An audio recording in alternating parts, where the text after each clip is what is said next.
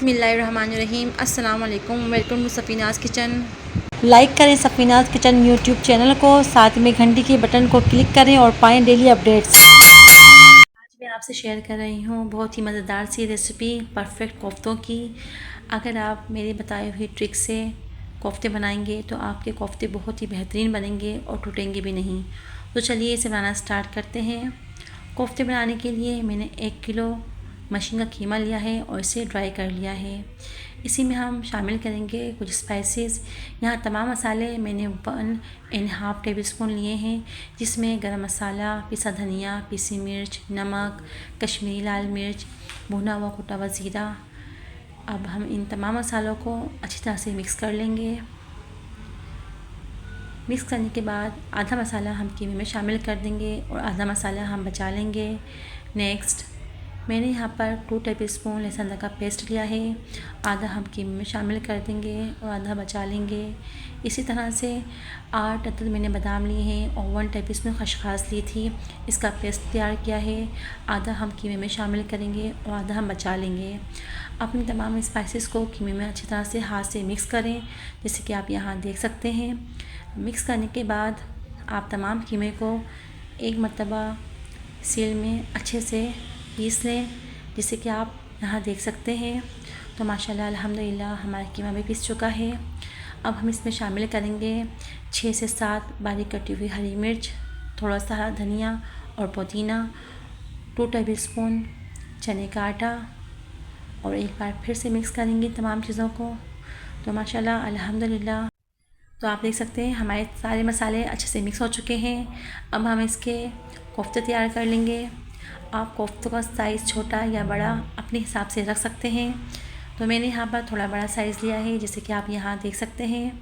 आप इस अंदाज से कोफ्ते तैयार कर लें।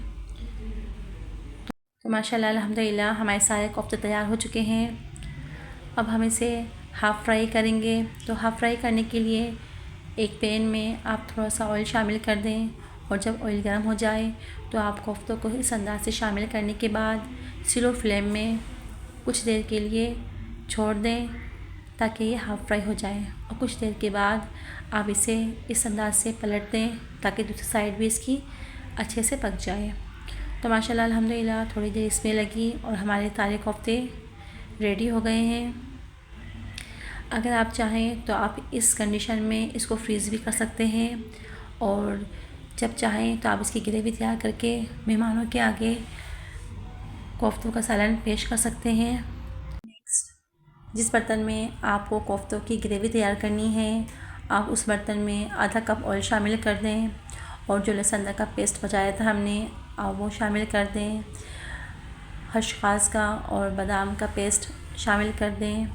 4 टेबल स्पून फ्राई ऑनियन शामिल कर दें और जो हमने स्पाइसेस बचाए थे आप वो भी शामिल कर दें और साथ ही आधी प्याली दही शामिल कर दें और इन तमाम मसालों को अच्छे से मिक्स करें और स्लो फ्लेम में पकने दें। तो माशाल्लाह अल्हम्दुलिल्लाह आप देख सकते हैं हमारी ग्रेवी का कलर कितना अच्छा आ रहा है।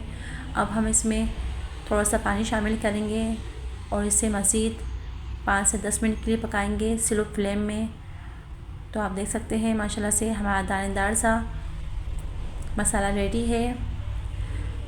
अब हम इसमें शामिल करेंगे शोरबे के लिए 1 गिलास पानी शामिल करेंगे। आप अपने हिसाब से भी पानी शामिल कर सकते हैं और इसके बाद ढक देंगे ताकि पानी में बॉयल आ जाए। और जब पानी में बॉयल आ जाए तो आप हाफ़ फ्राई कोफ्तों को इस अंदाज से शोरबे में शामिल कर दें। तो माशाल्लाह अल्हम्दुलिल्लाह हमारे कोफ्ते 80% तक कुक हो चुके हैं। सारे कोफ्ते शामिल करने के बाद आप इसमें चम्मच का इस्तेमाल नहीं कीजिएगा। आपको सालन हिलाने का अंदाज़ इस तरह का होना चाहिए, जैसे कि आप यहाँ देख सकते हैं। इस तरह से हिलाने के बाद आप इसको 15 से 20 मिनट के लिए स्लो फ्लेम में छोड़ दें। तो माशाल्लाह अल्हम्दुलिल्लाह आप देख सकते हैं कितना ज़बरदस्त कलर आया हमारा और हमारे बहुत ही बेहतरीन से कोफ्ते तैयार हैं। आप ऊपर से इसमें हरा धनिया शामिल कर दें और इसे डिश आउट कर दें। मैंने जो आपसे रेसिपी शेयर की है तमाम मसालों के साथ परफेक्ट रेसिपी शेयर की है 1 किलो कीमे की। वीडियो अच्छी लगे तो लाइक कीजिए। अपना ख्याल रखिए। अल्लाह हाफिज़।